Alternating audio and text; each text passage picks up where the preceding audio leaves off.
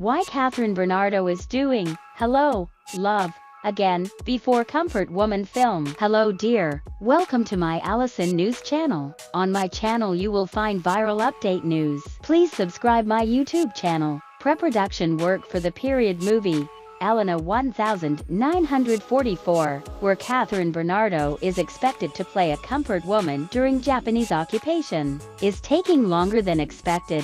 That's why the actress was offered to do a sequel of her hit movie with Alden Richards, Hello, Love, Goodbye, HLG. Instead, the sequel, titled Hello, Love, Again, HLA, will not be submitted as an entry to the Metro Manila Film Festival in December, but instead will be shown on November the 13th, to be directed by Kathy Garcia Sampana. The film is credited as the first collaboration between ABS-CBN Films and GMA Pictures. These were reported by Star Cinema head Chris Gasman, who also said that GMA Networks Annette Gozon Valdez, SVP for Programming, Talent Management Worldwide and Support, has long been requesting that they work on HLG's sequel together. Alden Richards, Kathryn's leading man, is one of the top talents of the Kapuso network. When Inquirer Entertainment asked Chris to explain the unexpected choice of playdate for HLA, he said he was also surprised that a lot of people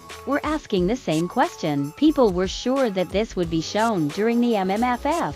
But we are very confident with HLA. We feel that this movie can stand on its own during a regular screening. We also wanted to prove that there is a market for films outside the MMFF. That people, regardless of the playdate, if they are really interested in the material, will make time to see it in the cinemas, Chris said during the project announcement on Sunday held at the ABS-CBN compound, where even GMA network executives were present. More accessible. Second, a huge chunk of the gross of HLG was from its international release. It did well in terms of the overseas market. We also noticed that in relation to behavior, only Filipinos have made it a tradition to watch movies during the Christmas season, while people in other countries go on vacation instead. Chris began. We wanted to position HLA at a playdate that we feel the movie will be made more accessible to its target audience. More than the domestic audience, we also want to reach out to Filipinos abroad. Based on our research, the OFWs are very busy during December.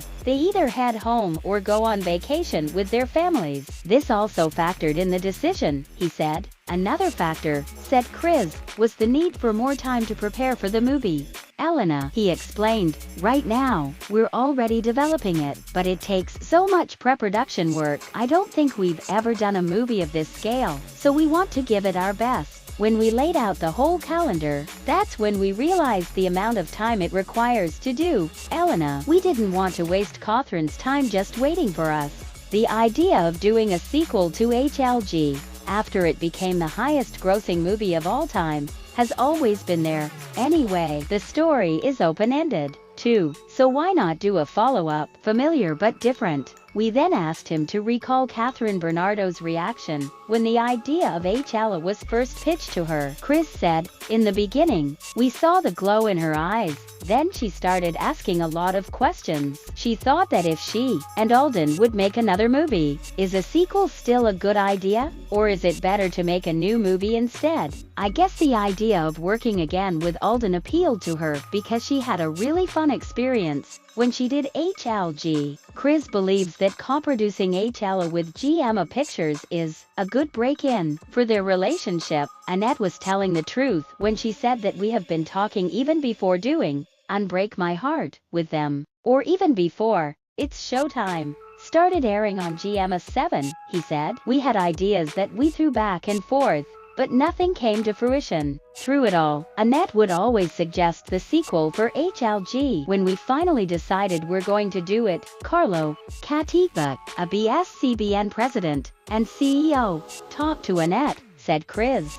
He added that, since HLG is a property of Star Cinema, they will be in charge of the whole production process. Of course, we're going to seek their inputs in relation to the material, he pointed out. When it comes to the creative and production part, we've got them covered. What we really need is for GMA to help us amplify the word on HLA and bring more people to the cinemas. That's an important part of the equation. Writers Carmi Raimundo and Crystal Hazel San Miguel head the creative team. The sequel is just how Alden described it. It's familiar but different. There has been a lot of changes in the 5 years since HLG was released, since Kathryn's character Joy flew to Canada to work there. A lot of things happened to the world during that period, too. We've experienced a pandemic and the world has shut down. HLG was about these two characters and the world around them, Carmi explained. About Filipinos abroad, Crystal added, the world has changed so much. So,